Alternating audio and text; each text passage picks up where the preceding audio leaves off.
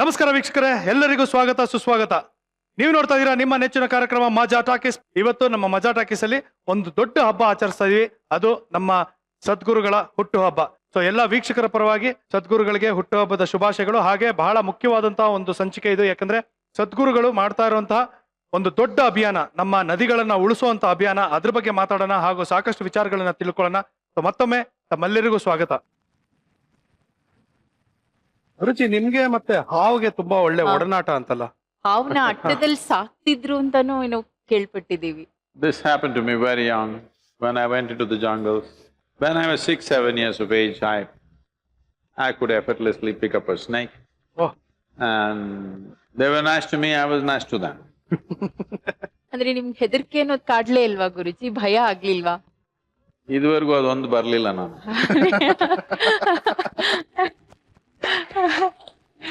ಬೇರೆ ಎಲ್ಲ ಬಂದಿದೆ, ಭಯ ಒಂದು ಬರ್ಲಿಲ್ಲ. ಭಕ್ತಿ ಇದೆ, ಭಯ ಇಲ್ಲ.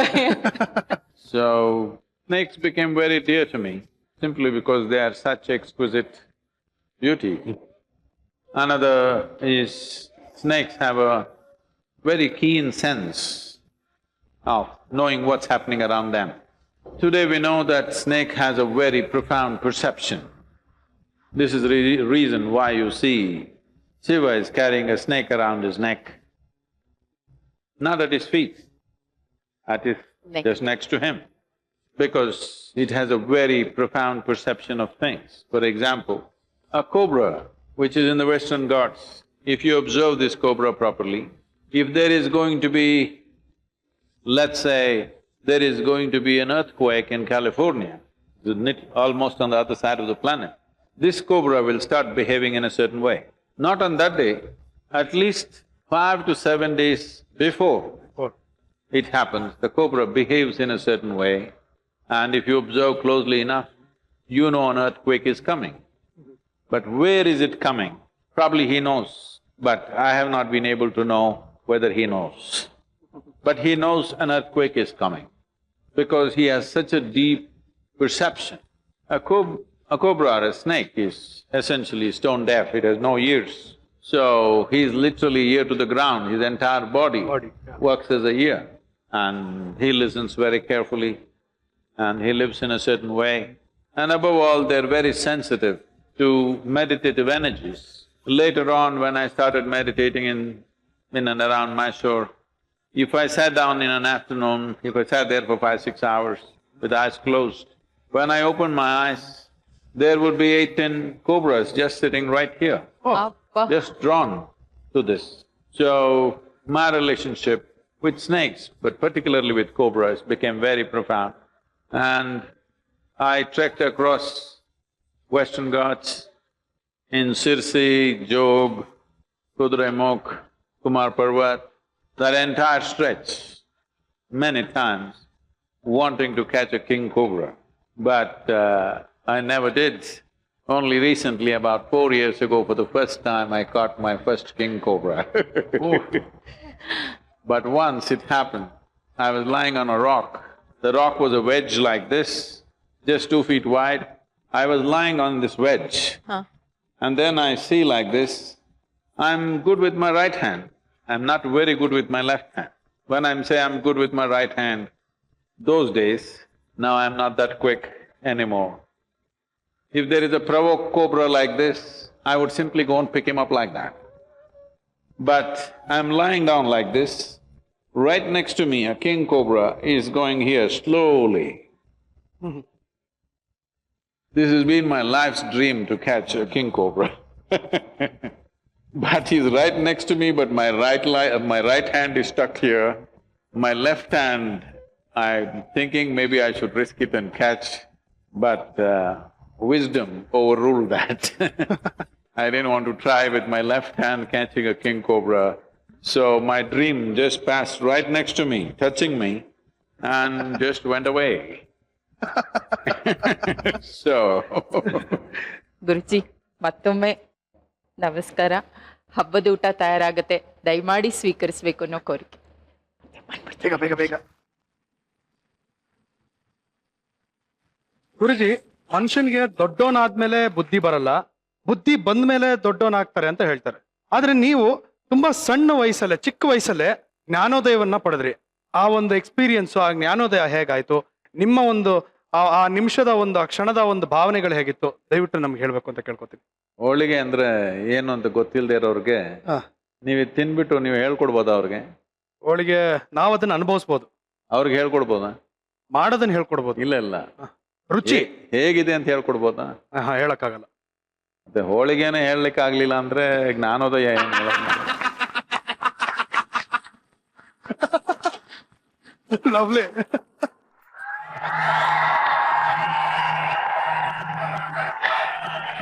ನಮಸ್ತೆ ಗುರುಜಿ.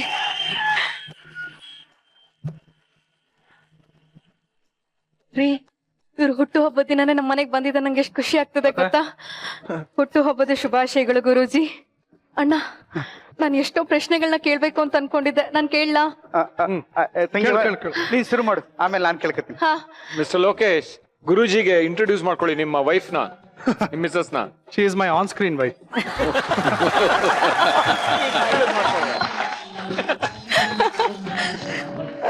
ಗುರುಜಿ, ನಿಮ್ಮ ಹತ್ರ ಎಷ್ಟೋ ಪ್ರಶ್ನೆಗಳನ್ನ ಕೇಳ್ಬೇಕು ಅಂತ ಅನ್ಕೊಂಡಿದ್ದೆ. ಮುಖ್ಯವಾಗಿ ಈ ರ್ಯಾಲಿ ಫಾರ್ ರಿವರ್ಸ್ ಇದ್ರ ಬಗ್ಗೆ ಹೊಸದಾಗಿ ತಿಳ್ಕೋಬೇಕು ಅಂತಂದ್ರೆ ಅವ್ರಿಗೆ ನೀವ್ ಏನಂತ ಹೇಳ್ತೀರಾ? My engagement with mountains, forests and rivers right from a very early age has been very intense. From the age of 12 to 17, almost every day I swam in Kaveri. But today you can walk across in the same places where I used to swim. And somewhere when I was between 17 and 18, from Bhagamandala to Mysore, 163 kilometers, I took 4 truck tubes and 10 bamboos and tied them together and floated down the river for 13 days. I ate off the river, lived on it. So in my experience, river is not something that is just a source of water for us. A river is a living thing, and many living things are engaged with it. It's a whole body of life.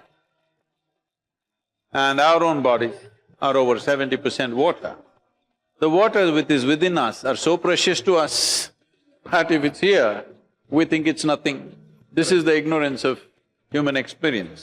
So, I've been watching this for the last 25 years with some distress, how rivers have been depleting, not just Kaveri, many. Kaveri has depleted little over 40% in the last 35 years. Narmada has depleted 60%. Krishna has depleted over 60%. Mahi has gone over 75%. Many of them have just dried up, totally, 100%. Out of the many tributaries that rivers have, many small tributaries all over the country are totally gone. The most alarming is in the Himalayan region. Over 800 tributaries which flow into Bhagirathi river, which becomes Ganga. More than 470 of them have become seasonal, which used to be perennial. Now they flow only for 3 to 5 months in a year, what used to flow 12 months in a year. Throughout the year. Because we built Indian railways out of the Himalayan timber. You might have heard, maybe you're too young for this, but you might have heard of Sundarlal Bahuguna, the Chipko movement. Yeah. yeah. Where they were the first tree-hugging people. They tried to save the Himalayan forest, but we chopped it down and built railways out of that. After many years, after we destroyed the forest, now we are making concrete railway sleepers. We could have done that in the first time. We knew how to make concrete. We could have made concrete sleepers in the very first place. But we chopped down entire Himalayan range and destroyed the place, because particularly in Himalayas, it's a very fragile mountain. If you remove the vegetation, it just starts coming down, the mountain itself. You will see large-scale landslides happening in Himalayas.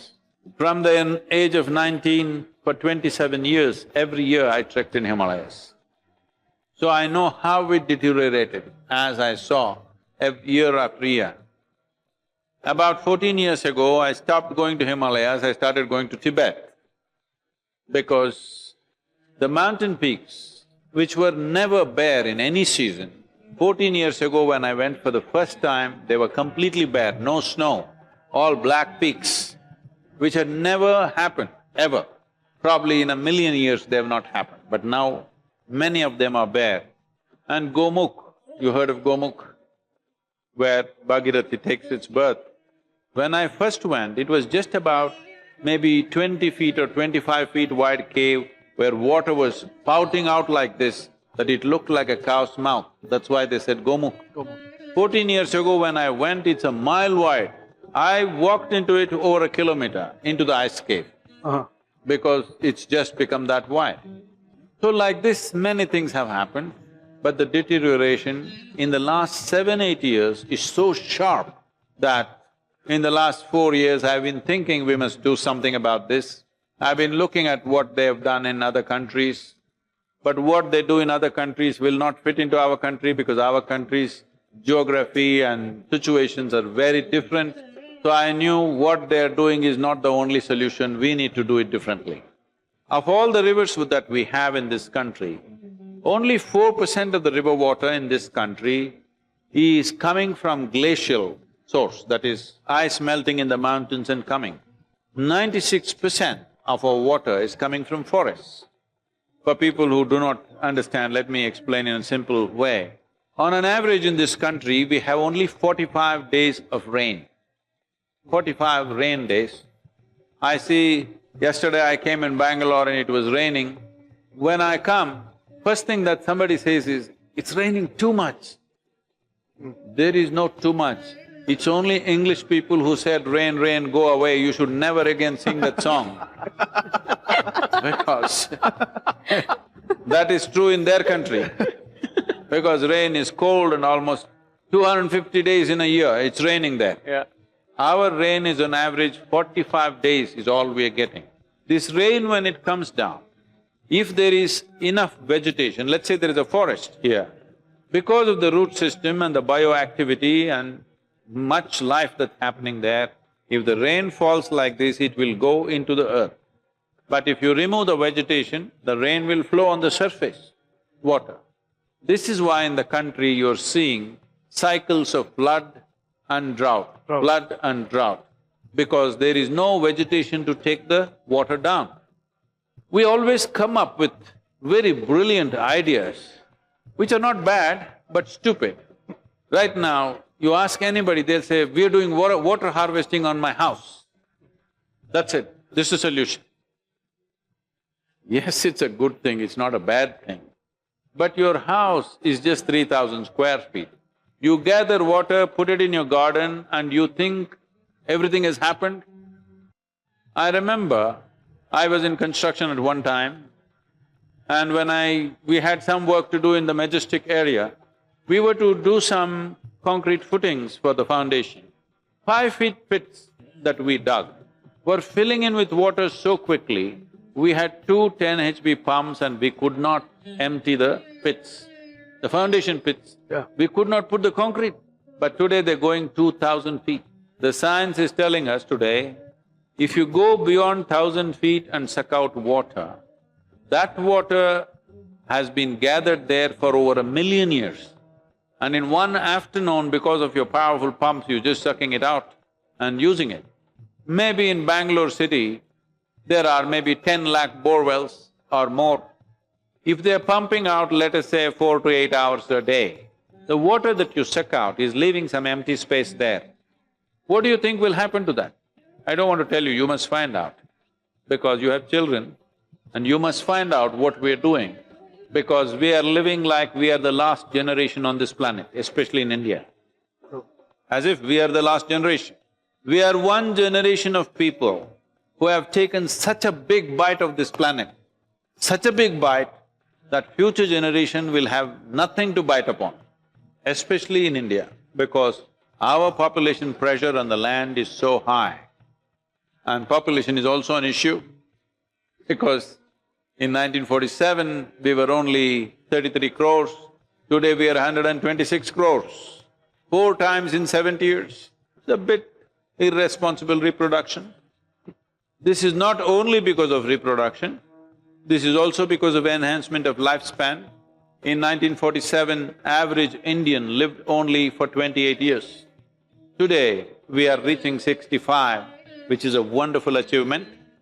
But if we postpone our death, we also need to postpone our birth. This is not a philosophy, this is not some great genius, this is simple arithmetic that we must understand. Yes, this is simple arithmetic. That simple arithmetic we are not figuring. Wherever I get down in any city, I see fertility clinics all over the place. As if Indians are not doing well by themselves. So, the rivers are in a bad state, particularly in the last 7-8 years, I see the rate of depletion is very, very sharp. So today this is proper science, this is not activist talk, this is not alarmist kind of stuff. Clearly they are saying, today the amount of water we have, in 1947 how much water we had per capita, today we have only 21 to 22% of that. By 2025, we will have only 7% of that. By 2030, we will have only 50% of the water requirement that we need for our survival. I want you to just imagine the country's situation. 1.25 billion people, not enough water to drink. What do you think will happen on the streets? Chaos. There will be an exodus from the villages to the city because we are pumping all the water to the city. I want you to just imagine this, if let us say 50 lakh people come and sit in Bangalore city, village people, because just to get a drop of water, what will happen is unimaginable, okay? We don't want that to happen. If we don't want that to happen, protecting and revitalizing our water bodies, all water bodies, but particularly rivers because they are the largest water bodies, largest volume. The way a river happens is because of the forests. People think this is one thing that everybody should get, your channel should do this, you must get this into everybody's head, that it is not because there is water, a tree has come up. Because there is a tree, water comes. Today, recently there are papers published about Brazilian rainforest.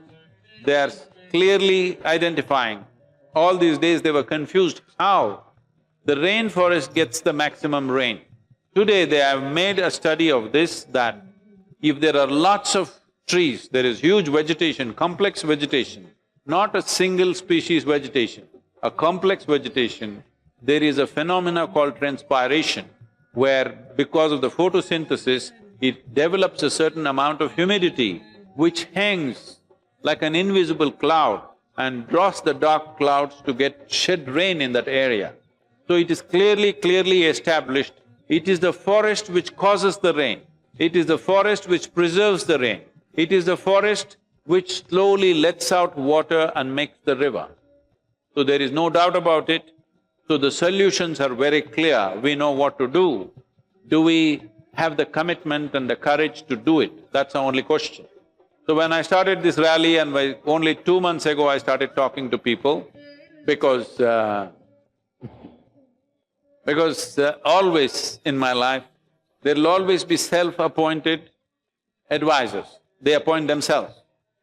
Every time I start something major, they say, this is not going to work, Sadhguru, this is not going to work. Then I know it will work.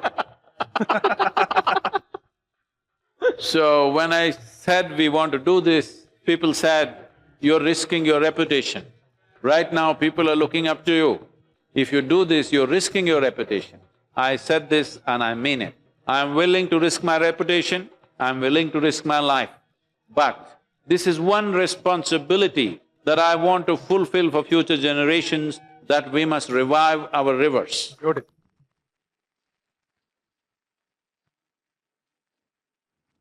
ಗುರುಗಳೇ, ನಂದು ಒಂದೇ ಒಂದು ಅನುಮಾನ ಅದೇ. ನೀವು ಆಗ್ಲೇ perfect, ನಿಮ್ಗೆ ಯಾಕೆ ಕ್ವಶನ್? ಅದು ಈ ತರ ಇರೋದು ಪರ್ಫೆಕ್ಟ್ ಇಲ್ಲ ರೀ. ಪರ್ಫೆಕ್ಟ್ ಅಂದ್ರೆ ಈ ತರ. ಎಷ್ಟು ದಿನ ನಾನು ಹಂಗೆ ಅನ್ಕೊಂಡ್ಬಿಟ್ಟಿದ್ದೆ, ಈಗ ನಿಮ್ಮನ್ನ ನೋಡಿದ್ಮೇಲೆ ಗೊತ್ತಾಯ್ತದೆ ನಾನು ಪರ್ಫೆಕ್ಟ್ ಅಲ್ಲ ಅಂತ. ಗುರುಗಳೇ, ಈ ನದಿಗಳನ್ನ ಉಳಿಸಕ್ಕೆ ಹಿಂಗೆ ಮಿಸ್ಡ್ ಕಾಲ್ ಕುಡಿ ಅಂತ ಅಲ್ಲಿ ಬೋರ್ಡ್ ಹಾಕೊಂಡಿದ್ದೀರಾ. ಆ ಮಿಸ್ಡ್ ಕಾಲ್ ಕುಡೋದ್ರಿಂದ ನದಿ ಹೆಂಗ್ ಉಳಿಸಕ್ಕಾಯ್ತದೆ ಅಂತ ನನ್ನ ಅನುಮಾನ. ಇದು ಸ್ವಲ್ಪ ಪರ್ಫೆಕ್ಟ್ ಆಗಿದ್ರೆ ಈ ತರನೇ ಪ್ರಾಬ್ಲಮ್.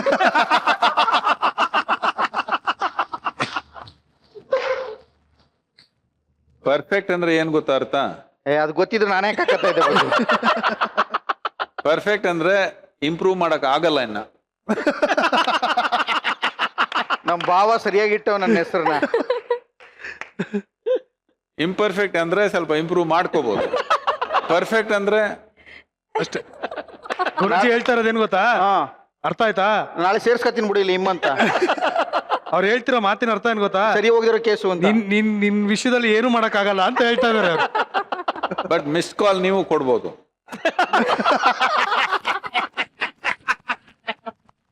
ಆಲ್ರೆಡಿ ಕೊಟ್ಬಿಟ್ಟೆ ಗುರುಜಿ. ಆದ್ರಿಂದ ನದಿ ಹೆಂಗ್ ಬಚಾವ್ ಆಯ್ತದೆ ಅಂತ ನಂಗೆ ಅನುಮಾನ. So, how does a missed call save the river? We must understand this, that river is a concurrent subject between the center and the state. That is, if a central government passes a law, the enforcement will only happen because of the enthusiasm of the states. Otherwise, it will not happen. You know, in Kaveri, whatever the central government says, Karnataka will do its own thing, Tamil Nadu will do its own thing. For everything, Supreme Court is trying to intervene. This is because it's a concurrent subject, it is not in the hands of the center. Even if it's an interstate river, interstate rivers are in the hands of the center, but still enforcement can only happen at the state level. So, to get this concurrence is the reason why we're first of all doing the rally. Why I'm personally driving from Kanyakumari to the Himalayan foothills, covering 16 states and 23 major events across the country. 32 days I am on the road, once again back on the road. At one time, I crisscrossed India on my motorcycle. This is one good thing that's happening with the rally. I'm once again on the motorcycle. Not the entire distance, but here and there. So, in all these states, the chief ministers are participating in the event. This means there is concurrence. Nobody thought all chief ministers will participate. We did not campaign, nothing, only one or two chief ministers we had to meet. For all the others, we just wrote a letter.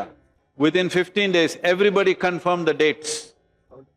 So, never before this has happened, that all chief ministers are participating and saying, yes, there must be a river policy different from what we have right now, for revitalization. Till now, all river policies are about how to share the water, not about how to protect the river, how to make the river more alive than the way it is. So, making the river alive and having waters flowing for 12 months of the year is not just for getting water for Bangalore city. India has over 1,000 species of fish and other aquatic animals in the fresh water. This is the only country on the planet which has so many species living in fresh water. If a river becomes seasonal, most of them die just like that, never to recover. Right now, there is no study to tell us how many of them have become extinct in the last 10 years. There is no study. But if you make a study, there will be shocking results for sure, because major rivers are going dry. If you do not know, Kaveri goes dry at least for 3 to 3.5 months, totally dry. Kaveri stops 170 kilometers inland in Tamil Nadu. Before touching the sea. Before touching the river, ocean. The entire length of Kaveri is 870 kilometers. In this, the Tamil Nadu's portion is 430 kilometers. 170 kilometers short of the ocean, it's stopping. So I was talking to the Tamil farmers and I told them, at least in another 25 years, you will have nothing to fight for. There will be no fight, because there will be no Kaveri flowing in your state. It is that serious. So, getting the concurrence of the state is important, that's why we are driving through all these 16 states. These 16 states are the most heavily farmed states. The other states which are in the northeast are not so heavily farmed, they have over 35% forest cover. But these states are very heavily farmed. Now the next thing is, if you pass a law like this, if you go aggressively, it will take 10 to 15 years to implement. If you implement this in 15 years' time, it will take another 5 to 10 years before you actually see the rivers rising. Or in other words, it is a policy which will give you results only after 20 to 25 years. That means it's not an election-winning policy. This is why we are using the word vote. Vote ಮಾಡಿ. Vote ಮಾಡಿ. ರಕ್ಷಿಸಲು vote ಮಾಡಿ. ಇದೆ ಇದೆ. We are using the word vote because you are voting for the rivers. You are not voting for Congress or BJP. You are voting for the rivers because we want 30 crore phone calls. Because if a government has to make a policy which will yield results after 20 to 25 years, which involves enormous economic outlay and execution problems are there, many problems are there. If they have to have the determination to do this, the people of India have to clearly make a statement that we are mature enough as citizens of this nation, that we will not give our vote to somebody who gives us a free sari or a dhoti or some money. If you do something for the long-term well-being of this nation and for the future generations, we will be with you. This is the statement you're making with this phone call. And that's very important. If you don't make this, being a democratic governments, they think in 5 years, what about the next election? What should we do? Correct. This will be the thought. We want the political leadership to think beyond election. We want the political leadership to think beyond their span of political life. We want the political leadership to think and act for future generations. If this has to happen, you must express your vote, saying that you must express your responsibility through this vote, saying that we will stand with you if you do something for the long-term well-being of Bharat. Very true. ಇದರಲ್ಲಿ actual ಆಗಿ ನಾವೆಲ್ಲ ತಿಳ್ಕೊಬೇಕಾಗಿರೋದು ಏನು ಅಂದ್ರೆ, ನಮ್ಮ WhatsApp ಆಗಿರ್ಬೋದು, Facebook ಆಗಿರ್ಬೋದು, ಪ್ರತಿಯೊಂದರಲ್ಲೂ ದಿನಕ್ಕೆ ಏನಿಲ್ಲ ಅಂದ್ರೂ 2 ರಿಂದ 3 ಗಂಟೆಗಳನ್ನ ನಾವು ವ್ಯರ್ಥ ಮಾಡ್ತೀವಿ. ಆದ್ರೆ ಗುರುಜಿ ಅವರ ಸಂಸ್ಥೆ ನಮಗೋಸ್ಕರ ಮಾಡ್ತಿರೋ ಈ ಒಂದು ಒಳ್ಳೆ ಕಾಸ್ಗೋಸ್ಕರ ಹಾರ್ಡ್ಲಿ 2 ನಿಮಿಷನೂ ಆಗಲ್ಲ, 1 ನಿಮಿಷ ಕೂಡ ಆಗಲ್ಲ, ಅದು ಒಂದು ಮಿಸ್ಡ್ ಕಾಲ್ ಅನ್ನ ಕೊಡಬೇಕು. ನಿಮಗೆ ಗೊತ್ತಿರೋ ಹಾಗೆ ನಂಬರು 8009 8009. ಈ ನಂಬರ್ಗೆ ನೀವು ಮಾತ್ರ ಅಲ್ಲ, ನಿಮ್ಮ ಸ್ನೇಹಿತರು, ನಿಮ್ಮ ಸಂಬಂಧಿಕರು, ನಿಮ್ಮ ಹಿತೈಷಿಗಳು ಎಲ್ಲರಿಗೂ, ಇನ್ಕ್ಲೂಡಿಂಗ್ ನಿಮ್ಮ ಶತ್ರುಗಳಿದ್ರೆ ಅವ್ರಿಗೂ ಹೇಳಿ ಜ್ಞಾನ ಬೆಳೆಸಿ ದಯವಿಟ್ಟು ಒಂದು ಮಿಸ್ಡ್ ಕಾಲ್ ಕೊಡಿಸಿ. Mister Lokesh, as A initiative ಎಲ್ಲರಿಗೂ ಈಗಲೇ ಮಾಡಕ್ಕೆ ಹೇಳಿ. ದಯವಿಟ್ಟು ನಿಮ್ಮ ಮೊಬೈಲ್ ತೆಗೆದು ನಾವು ನೋಡೋಣ, ಈಗಲೇ ಮಾಡಿ. ದಯವಿಟ್ಟು ಒಂದ್ಸಲಿ ಒಂದು ಮಿಸ್ಡ್ ಕಾಲ್ ಕೊಡೋದಕ್ಕೆ ಪ್ರಯತ್ನ ಪಡಿ. ಯಾರ್ಯಾರ ಹತ್ರ ಮೊಬೈಲ್ ಇದೆ ರೆಮೋ ಮಾಡಿ. ಈ ಮಿಸ್ ಕಾಲ್ ಮಾಡ್ಲಿಕ್ಕೆ 3 ಪೈಸಾ ಆಗುತ್ತೆ. ಆ 3 ಪೈಸಾ ನಾನು ಕೊಡ್ತೀನಿ, ನೀವು ಕೊಡ್ಬೇಕಾಗಿಲ್ಲ. It's free. The call is free.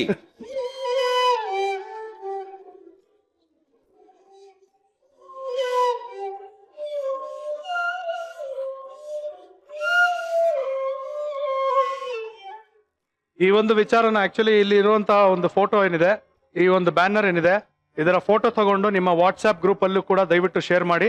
ಇನ್ನೊಂದು ಬಹಳ ಮುಖ್ಯವಾದಂತ ವಿಚಾರ, ಈ ರ್ಯಾಲಿ ಫಾರ್ ರಿವರ್ಸ್ ಅಂತ ಏನಿದೆ, ಈ ಒಂದು ರ್ಯಾಲಿ ಮೈಸೂರಿನಲ್ಲಿ ಸೆಪ್ಟೆಂಬರ್ 8ನೇ ತಾರೀಕು ನಡೆಯಲಿದೆ ಹಾಗೂ ಬೆಂಗಳೂರಿನಲ್ಲಿ ಸೆಪ್ಟೆಂಬರ್ 9ನೇ ತಾರೀಕು ನಡೆಯಲಿದೆ. ದಯವಿಟ್ಟು ಎಲ್ಲರೂ ಅತಿ ಹೆಚ್ಚು ಸಂಖ್ಯೆಯಲ್ಲಿ ಬಂದು ಭಾಗವಹಿಸಬೇಕು. ನಮ್ಮ ಸದ್ಗುರುಗಳು ನಿಮ್ಮ ಜೊತೆ ಇರ್ತಾರೆ, ಮಾತಾಡ್ತಾರೆ, ನಿಮ್ಗೋಸ್ಕರ ಈ ಒಂದು ರ್ಯಾಲಿ ಯಾಕೆ ಹಮ್ಮಿಕೊಂಡಿದ್ದಾರೆ ಅನ್ನೋದನ್ನ ಇನ್ನೂ ನಿಖರವಾಗಿ ಹೇಳ್ತಾರೆ. ದಯವಿಟ್ಟು ನೆನ್ಪಿಟ್ಕೊಳ್ಳಿ, 8ನೇ ತಾರೀಕು ಮೈಸೂರಿನಲ್ಲಿ, 9ನೇ ತಾರೀಕು ಬೆಂಗಳೂರಿನಲ್ಲಿ ರ್ಯಾಲಿ ಫಾರ್ ರಿವರ್ಸ್. ನಾವೆಲ್ಲರೂ ಸದ್ಗುರು ಜೊತೆ ಇರೋಣ, ಈ ಒಂದು ಕಾರ್ಯಕ್ರಮನ ಯಶಸ್ಸುಗೊಳಿಸೋಣ, ನದಿಗಳನ್ನ ರಕ್ಷಿಸೋಣ. ನೀವಿಬ್ರು ಇವಾಗ ಓಡೋಗ್ಬಿಟ್ಟು ನಿನ್ನ ಲೇಡೀಸ್ ಕ್ಲಬ್, ನಿನ್ ಫ್ರೆಂಡ್ಸ್ ಎಲ್ರಿಗೂ ಹೇಳ್ಬಿಟ್ಟು ಮಿಸ್ ಕಾಲ್ ಹೊಡ್ಸೋಗು. ಸರಿ ಗುರುಗಳೇ, ಬರ್ತೀನಿ.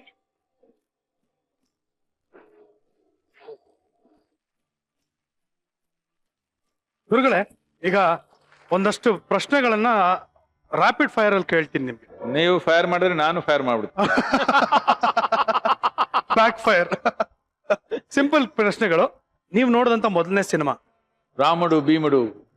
Ramudu ಭೀಮುಡು. I don't even know. I think I saw that movie. I don't remember a thing about it. ನೀವು ಇತ್ತೀಚೆಗೆ ನೋಡಿದಂತ ಲೇಟೆಸ್ಟ್ ಸಿನಿಮಾ ಯಾವುದು? Oh, I saw the second part of Bahubali. Baahubali. ನೀವು ಬೈಕ್ ಎಲ್ಲ ತುಂಬಾ ಓಡಿಸ್ತಾ ಇದ್ರಿ ಅಂತ ಗೊತ್ತು, ತುಂಬಾ ಟ್ರಾವೆಲ್ ಮಾಡಿದಿರಾ. ನೀವು ಓಡಿಸಿರುವಂತ ಟಾಪ್ ಸ್ಪೀಡ್ ಎಷ್ಟು? See, those days we were only riding the SD motorcycle. SD, And my motorcycle would normally touch around 145 was the limit. Oh. It would crack up beyond that. It was not a racing motorcycle, it was road motorcycle. 135. 145 kilometers it would touch. I would do Bangalore to Mysore, sometimes less than an hour. Oh. I used to regularly do this route from Hyderabad to Mysore in 7.25 hours. Roads ಅಷ್ಟು ಚೆನ್ನಾಗಿರ್ಲಿಲ್ಲ ಅವಾಗ. Yes, but I was made like this in 24-hour stretch, I have done around 1200 kilometers many times. Oh. Because I stop only from petrol bunk to petrol bunk, I don't stop anywhere. Day and night, I simply ride. ಗುರುಗಳೇ, ನೀವು ನಿಮ್ಮ ಜೀವನದಲ್ಲಿ ಮಾಡಿರುವಂತಹ most craziest thing ಯಾವ್ದನ್ನ? That I am in this Majaa Talkies.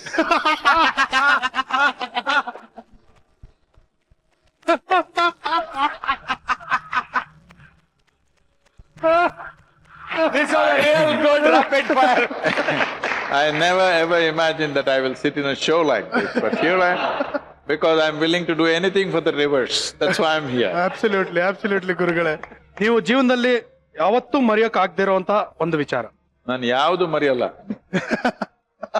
Super. ಕಡೆಯದಾಗಿ ಪ್ರೀತಿನ ತ್ಯಾಗನ. See, sometimes love can be true. Sacrifice is always a fake. Because people do what they want to do and claim they're sacrificing something. At least sometimes, I'm saying sometimes, love could be true. Very nice, beautiful. ಗುರುಗಳೇ, ನಾವು ಇಷ್ಟೆಲ್ಲ ಪ್ರಶ್ನೆಗಳು ಕೇಳಿದ್ವಿ. ನಮ್ಮ studio audience ನಿಮ್ಮ ಹತ್ರ ಪ್ರಶ್ನೆಗಳನ್ನ ಕೇಳಬೇಕು ಅಂತ ಇದ್ದಾರೆ. ಯಾರು ಮೊದ್ಲಿಗರು? ನಮಸ್ಕಾರ ಸದ್ಗುರುಗಳೇ. ನಮ್ಮ ದೇಶದಲ್ಲಿ ನದಿಗಳಿಗೆ ಪವಿತ್ರವಾದ ಸ್ಥಾನ ಇದೆ, ಆದ್ರೆ ಇವಾಗ ಎಲ್ಲ ಕಡೆ ಮಲಿನ ಆಗ್ತಾ ಇದೆ ನದಿಗಳು. ನಾವು ಮಾಡ್ತಾ ಇದೀವಿ, ಅದಕ್ಕೆ ಪರಿಹಾರ ಏನು? ಅದಕ್ಕೆ ಸರಿಪಡಿಸ್ಕೊಳ್ಳೋ ದಾರಿ ಹೇಗೆ ಅದನ್ನ? Yeah, I've been looking at this aspect, how as people of this country, we have a huge emotional value to the rivers. Ganga, Narmada, even Kaveri, particularly Ganga. Even if you're dying, the last drop of water, you want Ganga Jal to go into your mouth. But also I've been watching how amazingly distressing it is that in spite of all this emotion, no action comes out of it, no correction happens out of it. We just do puja and then we will spit on the same place and walk away. Correct. We are in this kind of mode. So, I've given up this idea. Initially I was thinking we have to emotionally galvanize. I've given up the idea because this emotion, however sacred people think it is not producing results of any kind. So we want a mandatory enforceable law. Now you're talking about the pollution, but there is a more fundamental problem that river itself may not exist, forget about the pollution. But anyway, pollution is also an issue. I know everywhere people are talking about Ganga cleaning, Narmada cleaning, this cleaning, that cleaning. See, I want you to understand one thing. The rivers everywhere, particularly in India, because we are monsoon nation, our main water source is monsoons. Correct. Which is fortunately happening. It sounds like music to me, but some people are worried, it's raining, how do I go home? Where do I find my auto rickshaw? What do I do? I see that, but it sounds like music to me because I know all life in this region is being replenished right now. This is not a problem. What you hear, the rainwater sound, is not a problem. This is the source of our life, especially the city people, I'm telling you. Because we made some kind of a rough survey, and what we find is 80% of the population which is below 20 years of age in cities, 80% of them have never seen a river. How's that? How do you tell these people, save a river? They've not seen a river. They think water comes in the tap. They don't like the rain because they have to go to cinema today. They're dressed up, they don't like the rain, they've not seen a river. How do you make a nation work like this? This is a very important thing. Those of you who have children, you must take your children out in the nature to see a river, to see a forest, to see a mountain, and they must understand this is how the world is made, not the way you see it in Bangalore, pee every minute. This is not the way world is made. That's the real world. This is not the real world.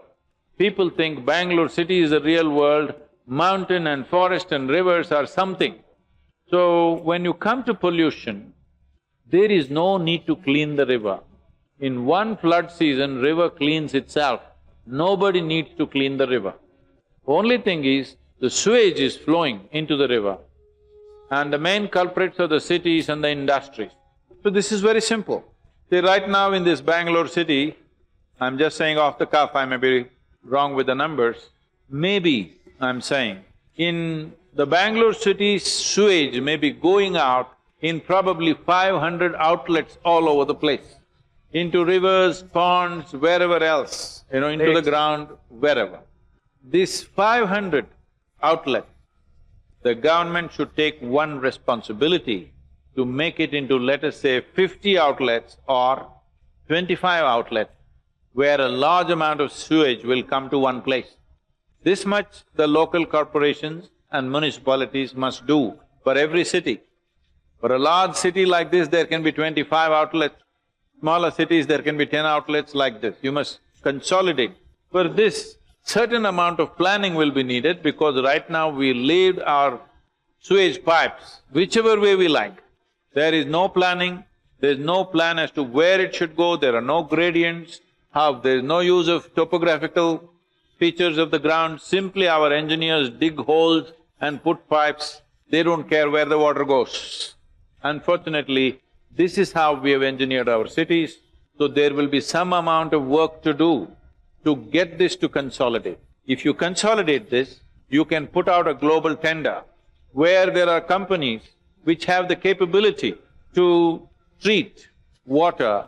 Even if you are letting out 1 billion gallons of water per day, they can treat it.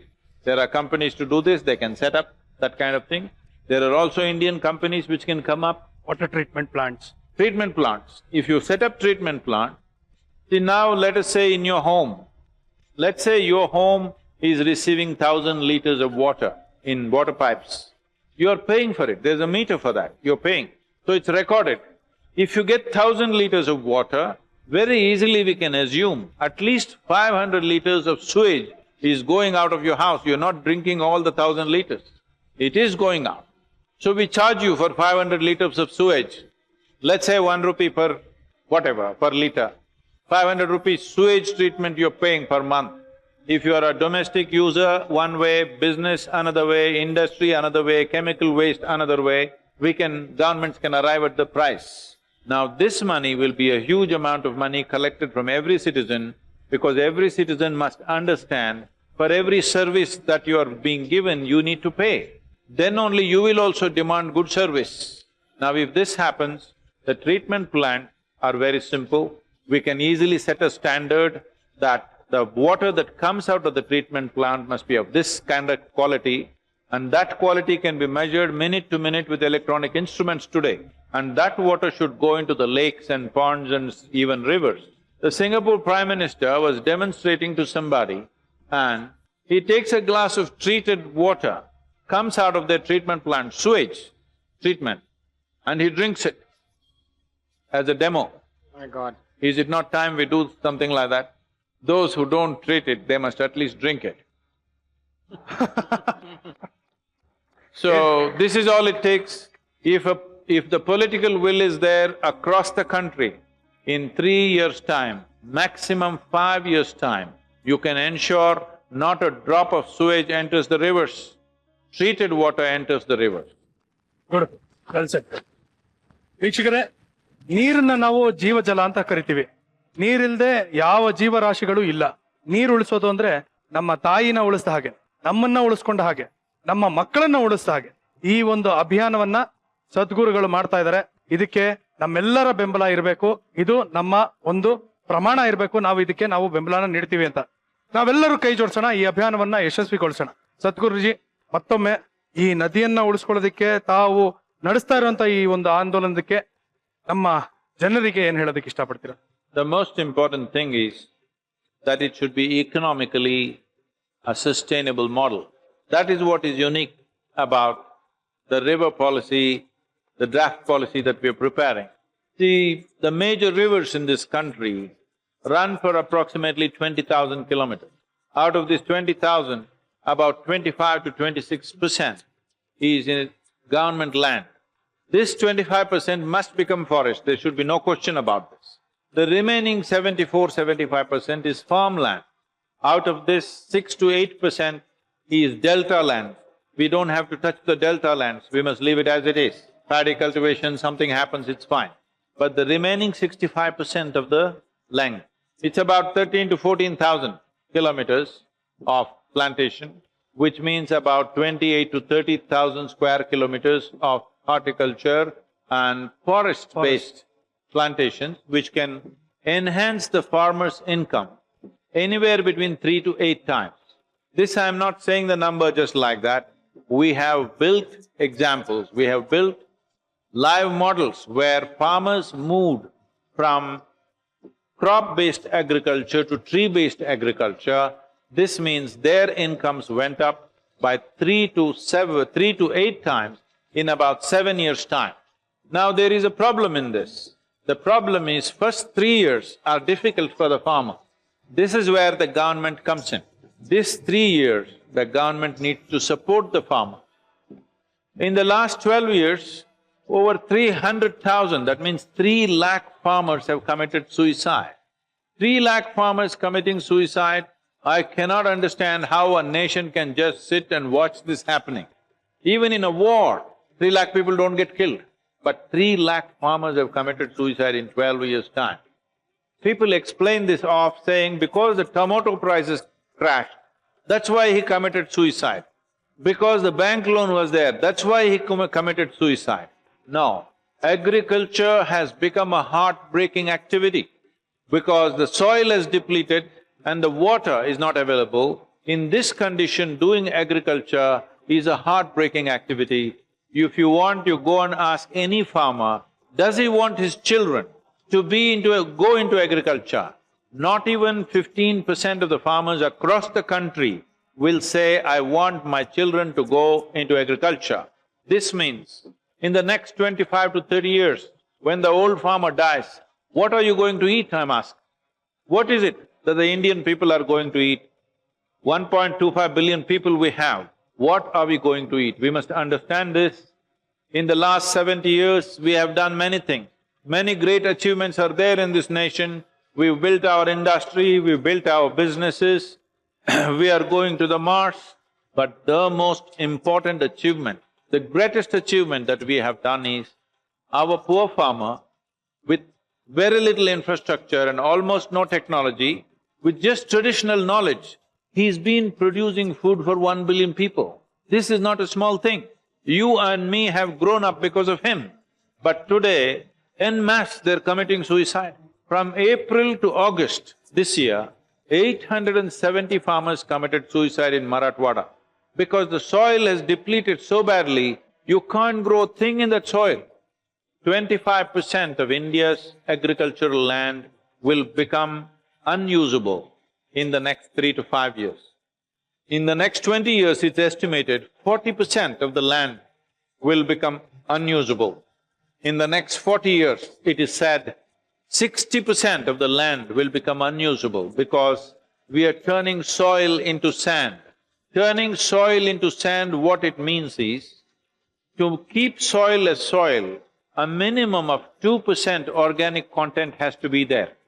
Right now, in states like Punjab, Haryana, Marathwada, some parts of Tamil Nadu, and also northern Karnataka and some parts of Andhra Pradesh, the organic content is 0.05%.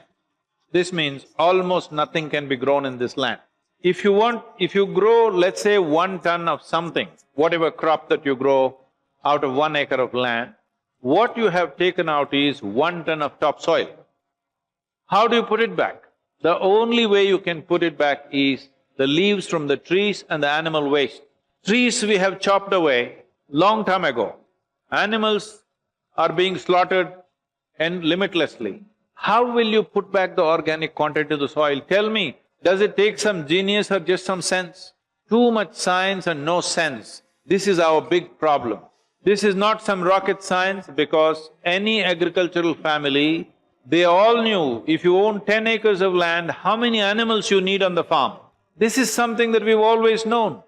Today, somebody is coming and convincing you, you don't need animals on the farm, you don't need trees on the farm, you can simply grow with fertilizer.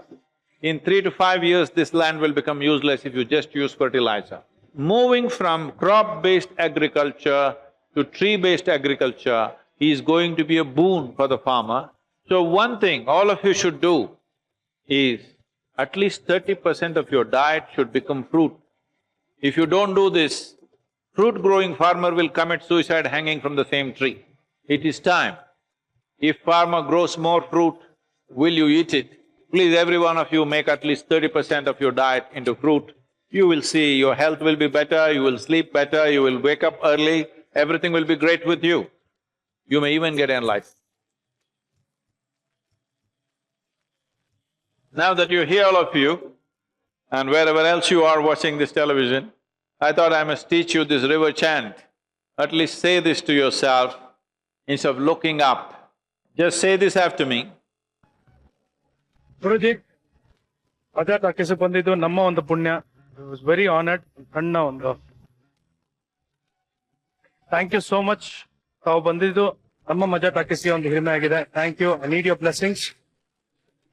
Thank you Guruji, thank you so much. It was an honour, it was a pleasure.